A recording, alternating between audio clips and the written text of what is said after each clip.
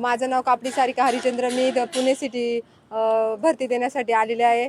इथे भरपूर सुविधा होत्या, राहण्यासाठी सोय होती, जेवणाची पण सोय होती आणि ग्राउंडचं म्हणलं तर ग्राउंड पण खूप छान आहे. 800चा ट्रॅक पण छान आहे.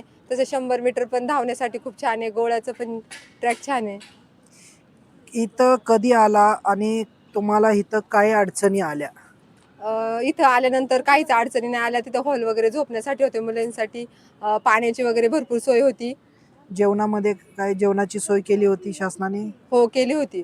अच्छा. ग्राउंड कसं वाटलं तुम्हाला? ग्राउंड खूप छान होतं. ग्राउंडचं म्हणजे काहीच अडचणी नाही, धूळ वगैरे काहीच नव्हती. प्रॉपर असं एकदम नाही का स्वच्छता केलेली होती ग्राउंडवरती. 100चा ट्रॅक पण खूप छान होता आणि गोळ्याचा पण ट्रॅक छान होता. टोटल किती फेऱ्या झाल्या? टोटल फेऱ्या म्हणजे तुमचं 400 मीटरचे 2 ट्रॅक होते.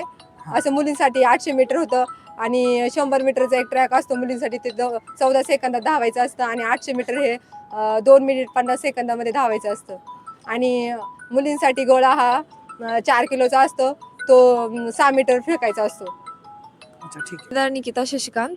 मी जवळवरून आले, तालुका पारनेर, जिल्हा अहिल्यानगर.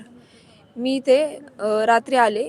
तर ह्या ग्राउंडची अशी खासियत आहे की या ठिकाणी ग्राउंड एकदम लाल मातीचा आणि एकदम मऊ मुलायम आहे की ऑल महाराष्ट्रामध्ये असं ग्राउंड पॉसिबलच नाही.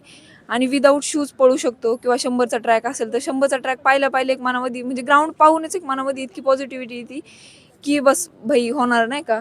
आणि बाकीची खास एवढं उन्हामध्ये गार थंड पाणी शासनाने पुरवलं की इथली जी असेल मॅनेजमेंट असेल ते एकदम ओके होतं नाही का. मॅनेजमेंटचं खरं तर शासनाचं पुणे सिटी ह्या जिल्ह्याचं ना कौतुक करण्यास्पद बाब होती की एवढ्या सोयीसुविधा पुरवल्या, एवढे रोजचे जे विद्यार्थी येतात त्या विद्यार्थ्यांमध्ये एवढं सगळ्यांना पुरवणं.